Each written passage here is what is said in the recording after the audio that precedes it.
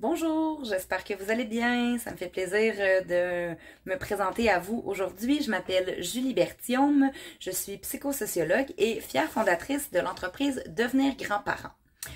À travers cette entreprise, j'offre des services d'accompagnement psychosocial, donc du soutien, de la formation et des espaces de transformation pour soutenir et valoriser le rôle des grands-parents en leur offrant des services qui relient les générations, qui prennent soin des relations et des communications, puis qui invitent à un mieux vivre ensemble pour faciliter la solidarité familiale.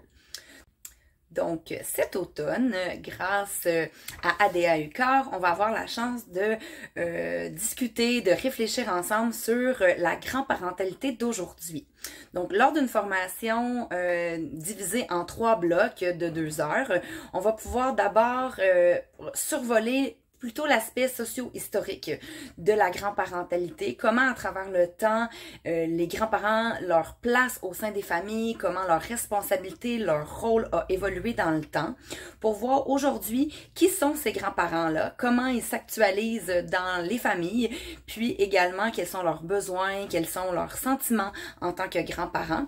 Et il va y avoir plusieurs activités où les participants vont être mis à contribution parce que je suis certaine que vos apports vont enrichir cette formation.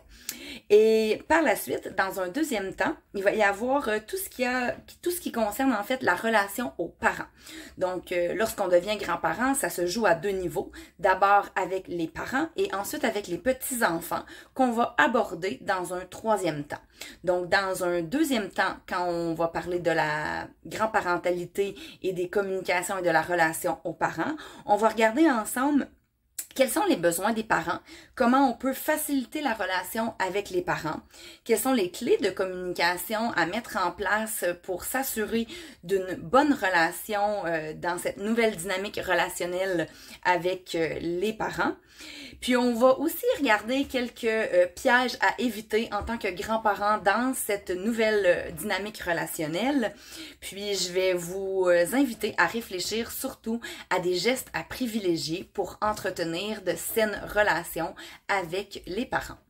Par la suite, dans un 3e temps, on va aborder la relation aux petits-enfants qui, elle, souvent est très enrichissante et pleine de vie pour les grands-parents. Donc, on va regarder ensemble qu'est-ce que ça apporte aux jeunes enfants, cette relation avec les grands-parents, qu'est-ce que ça apporte aux grands-parents d'être en contact avec les jeunes enfants et également qu'est-ce qui est à privilégier et quelques pièges à éviter dans cette relation-là, dans ce type de relation-là aussi.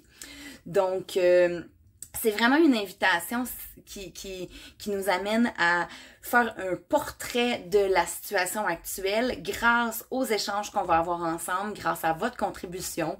Moi, je vais être la facilitatrice qui va pouvoir vous poser les questions, mais on va construire ensemble une belle carte de où en est la grand-parentalité aujourd'hui.